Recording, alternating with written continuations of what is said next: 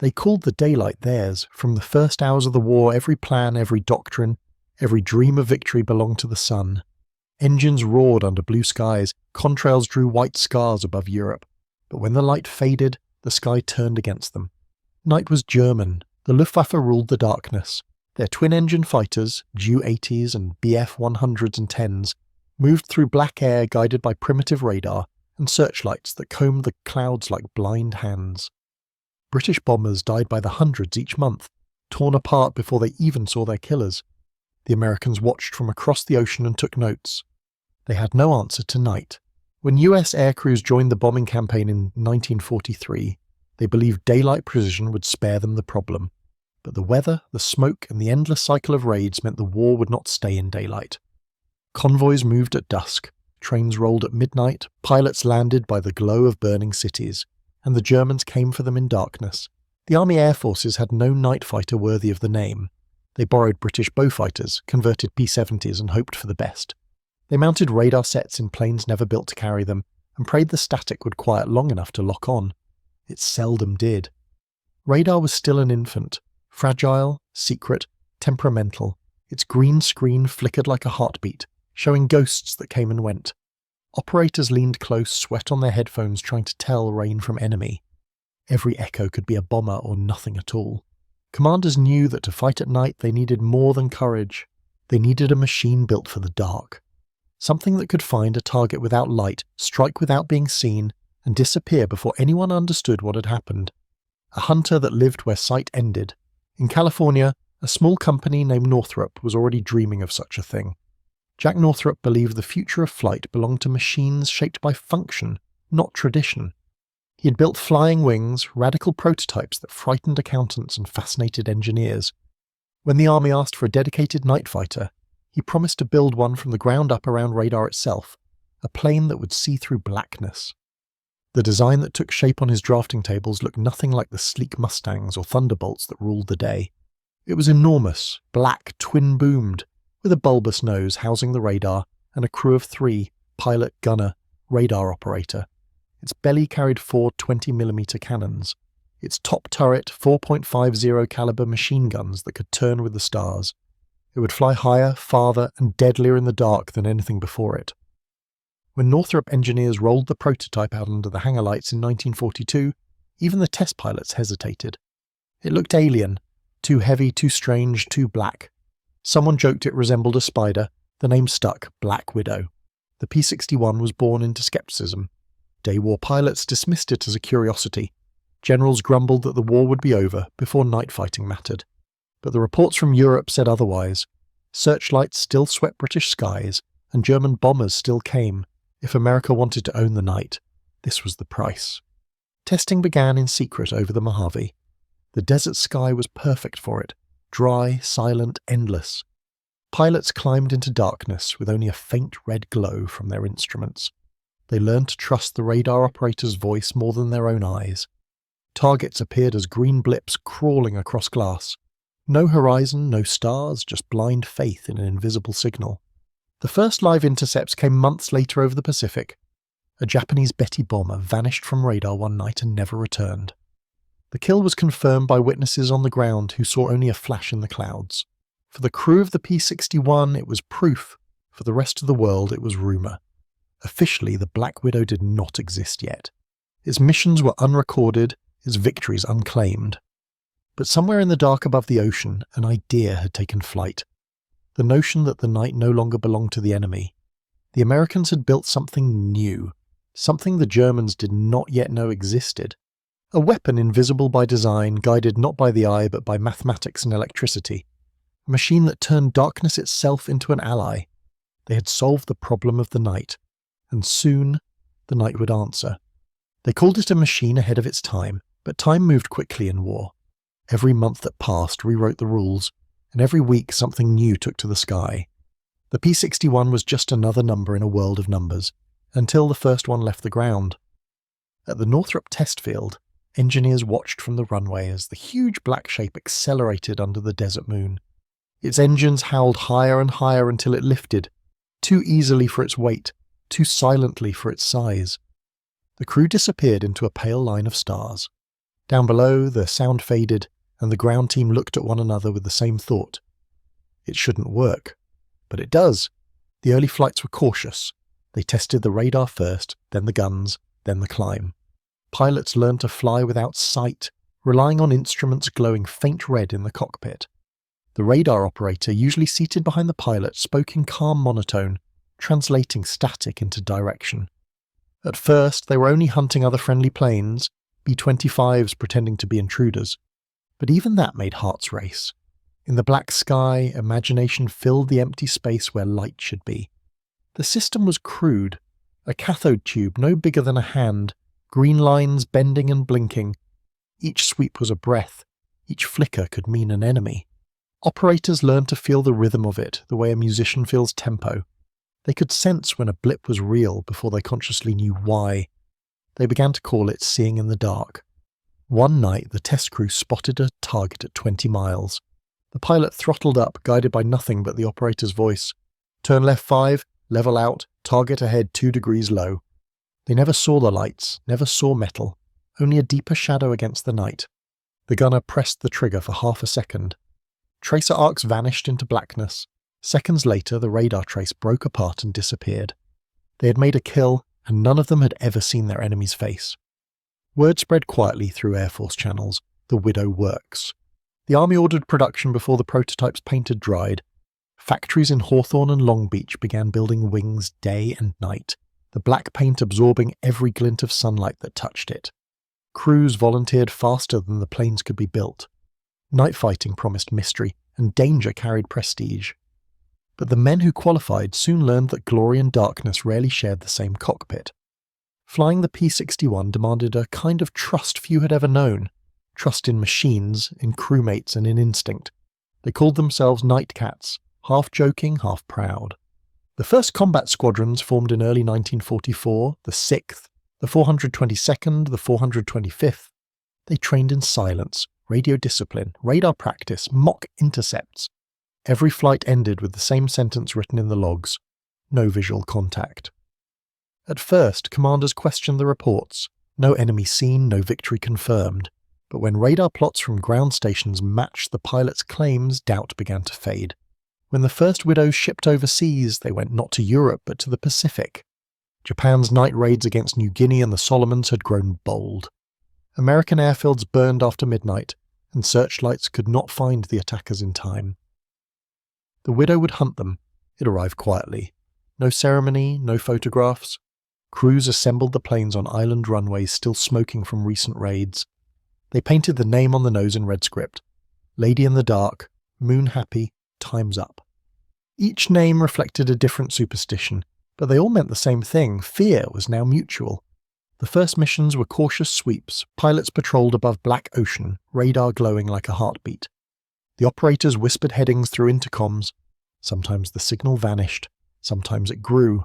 When it grew, adrenaline filled the cockpit. No one knew what they would find.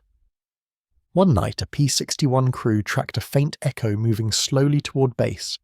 They closed to 2 miles before seeing the silhouette of a Japanese bomber, its navigation lights flickering. The pilot waited for confirmation. The gunner aligned the turret. 3 seconds of fire lit the sky, and then there was nothing but falling flame. They circled once, and the radar screen went blank. The Widow had drawn blood. Reports reached command within hours.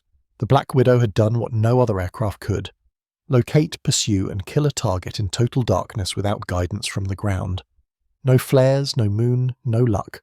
Just radar and resolve. Back in California, Northrop engineers listened to the radio message and said nothing. They already knew the machine would work. They were waiting to see if the men would. By summer, Widows operated from Saipan, the Philippines, and Europe. Each night they lifted from dim runways, climbed into weather no daylight pilot would dare, and vanished. Crews described the sensation as leaving the world behind. No horizon, no colour, only instruments and the soft hiss of oxygen masks. Sometimes they talked quietly to stay awake. Sometimes they said nothing for hours. One radar operator wrote in his diary, "You stop trusting your eyes first, then you stop missing them."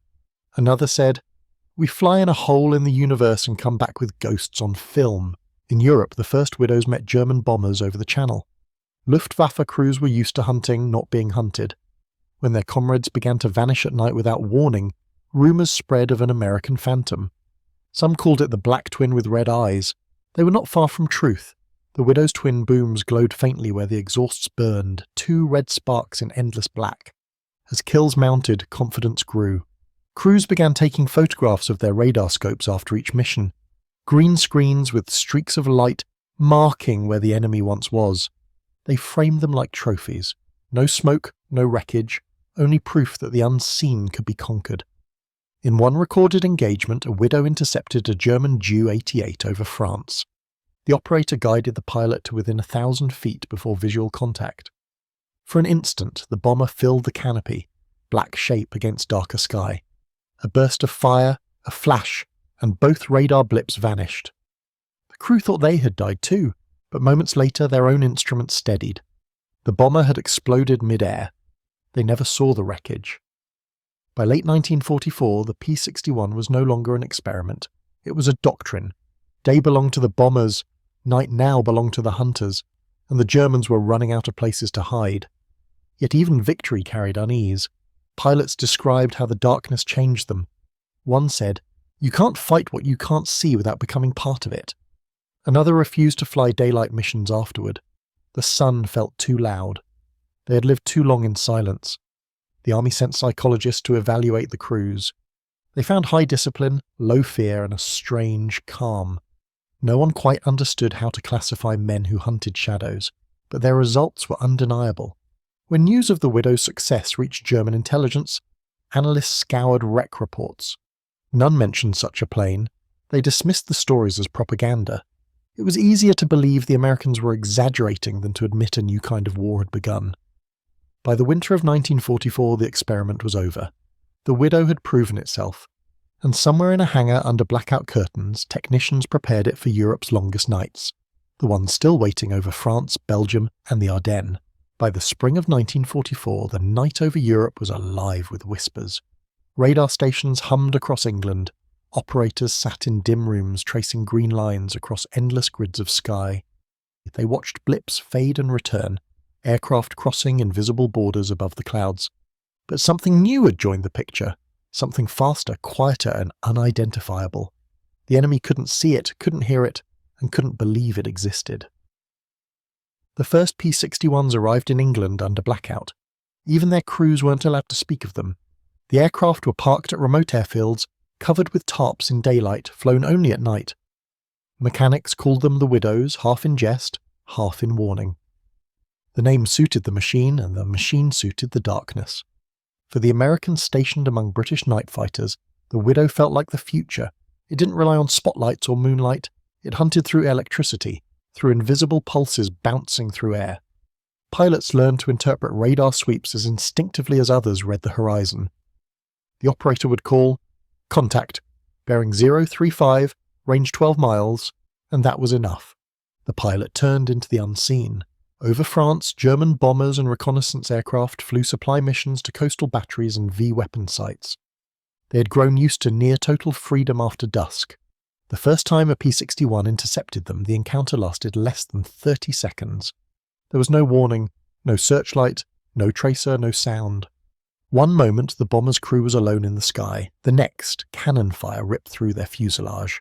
No one saw the attacker. Only the glow of burning fuel descending through the clouds told the story. The Germans sent patrols to find what had done it. They found nothing. Pilots reported being followed by black shapes they couldn't identify, engines that seemed to echo their own. Soon the Luftwaffe intelligence reports contained a single repeated phrase, "Ein schwarzer Jäger, den man nicht sehen kann," a black hunter that cannot be seen.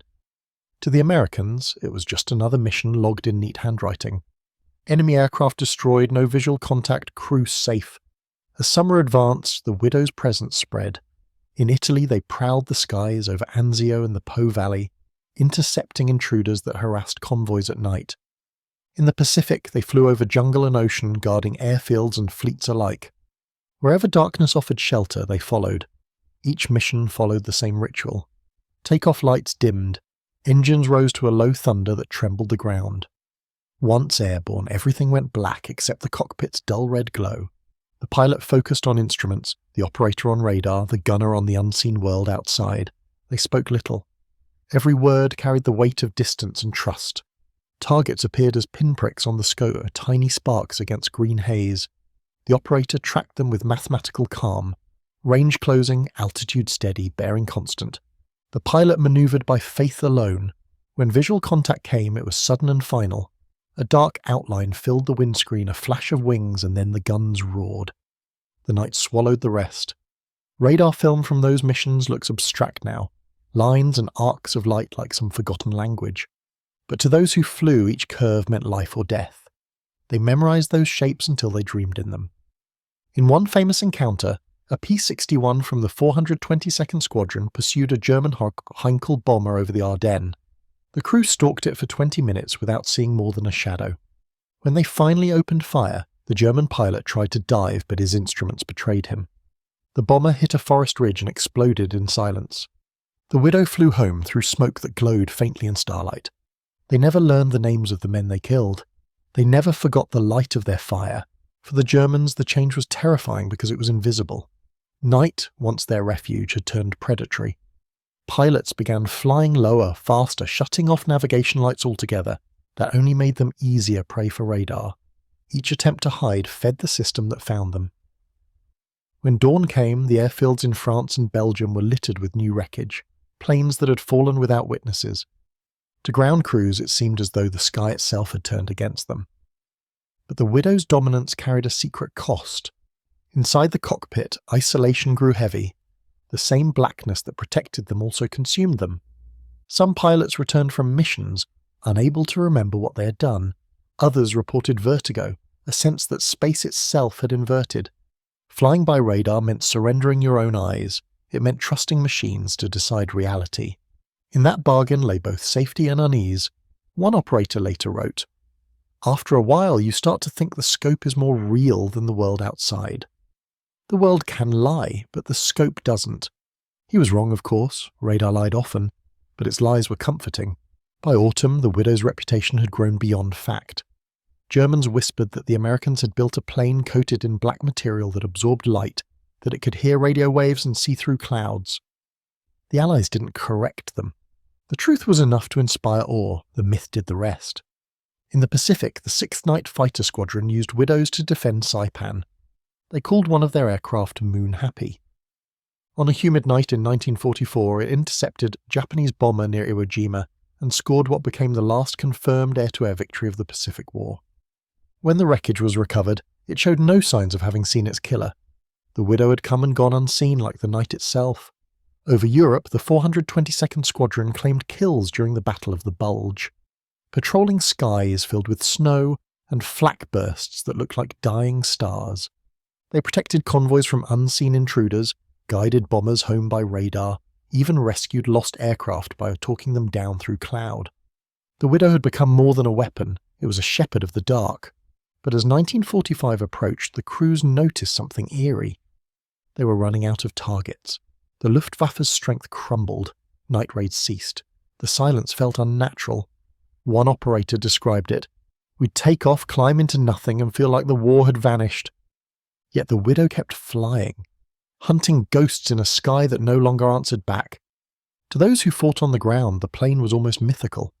Infantry saw the flashes at altitude and swore they came from angels or devils.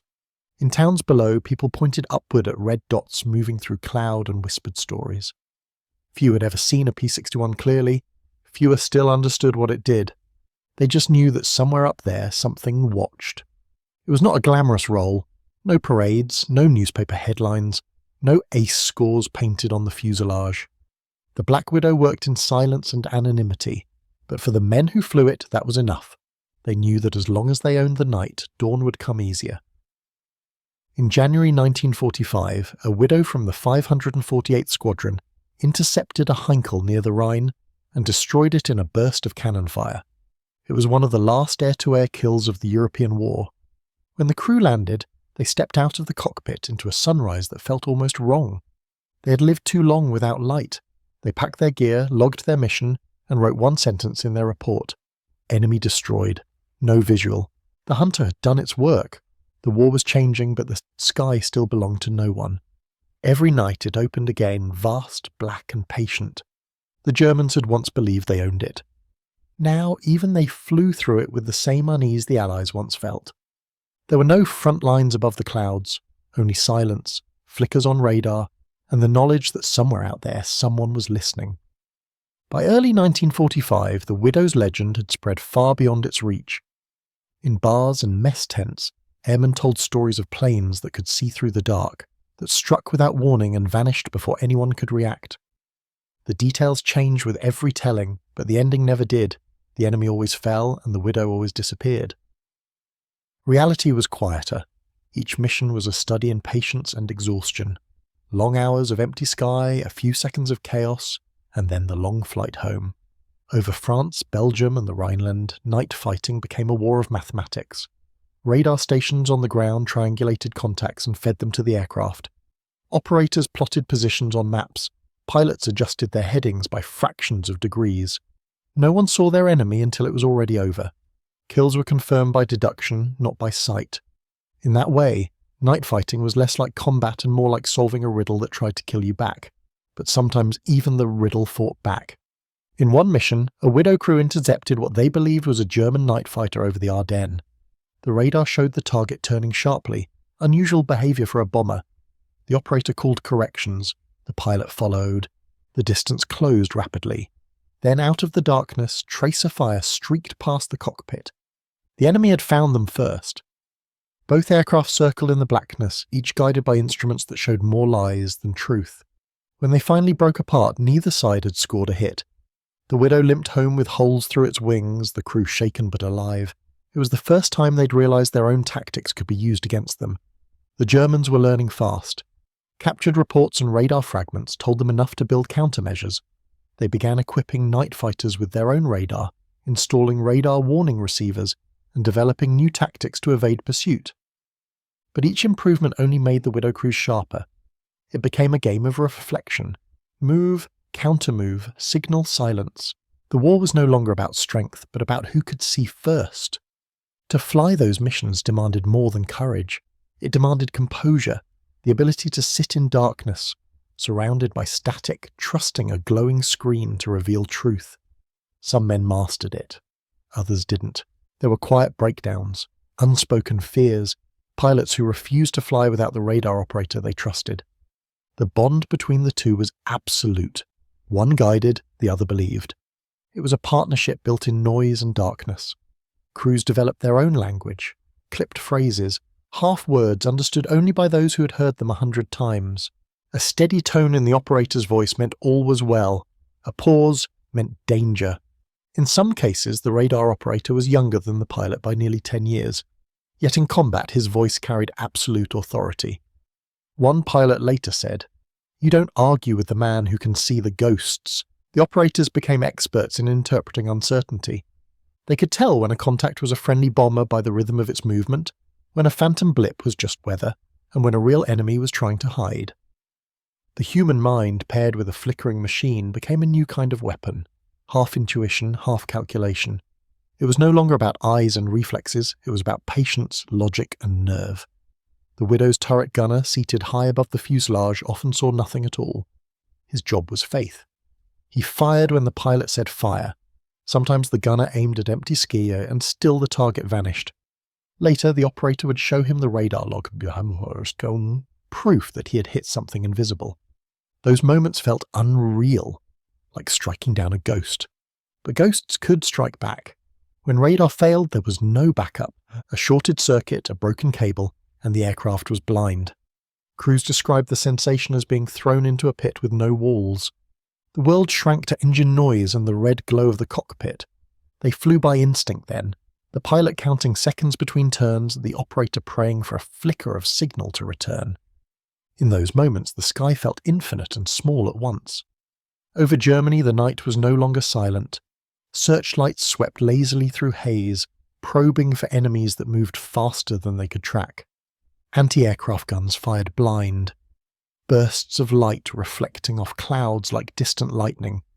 The Widow flew above it all, unseen, untouched. To the crews below, it might have seemed as if the darkness itself was alive, a predator they could never quite grasp. On some nights, the Widows escorted bomber formations returning from deep raids. They flew above the bombers, invisible guardians against prowling night fighters. Sometimes they never fired a shot. Sometimes a burst of tracer was the only evidence they'd ever been there. Bomber crews looking up through the glass saw only a shadow crossing the stars. Few ever knew what protected them. One mission report describes a Widow following a crippled B-17 all the way back to base, keeping watch while the bomber limped home. When they landed, the B-17 crew never realized the black shape that had hovered nearby wasn't one of their own. They wrote in their diary, "We were alone the whole way." They weren't. As victory drew near, the Widow's war grew lonelier. German airfields were in ruins, their radar network collapsing. Each night patrol felt less like combat and more like haunting an empty world. Crews flew through burned skies, over cities reduced to coals, searching for enemies who no longer came. The silence unnerved them more than the danger ever had. Some compared it to being the last animal awake in a forest that had burned down. Others said it felt like watching the end of the world from above. They had built a machine that owned the night, and now the night had nothing left to give. The German reports from that period read like fragments of confession. Pilots spoke of radar interference that wasn't real, of false contacts, of enemy planes that appeared out of nowhere. Many suspected supernatural causes. The term ghost radar appeared in more than one debriefing. Even hardened officers began to wonder whether the Americans had found a way to weaponize fear itself. In truth, they had. Not through intention, but through understanding. The Widow's greatest power was psychological. Its victims rarely saw it. Survivors spoke of a soundless flash, a shuddering impact, and nothing else. Each rumor amplified the next until imagination did what bullets could not. Entire airfields grounded planes for nights at a time, waiting for the unseen to pass. When historians later studied those missions, they found that many of the Widow's victories owed as much to human terror as to engineering. The idea of an invisible hunter was more paralyzing than the weapon itself.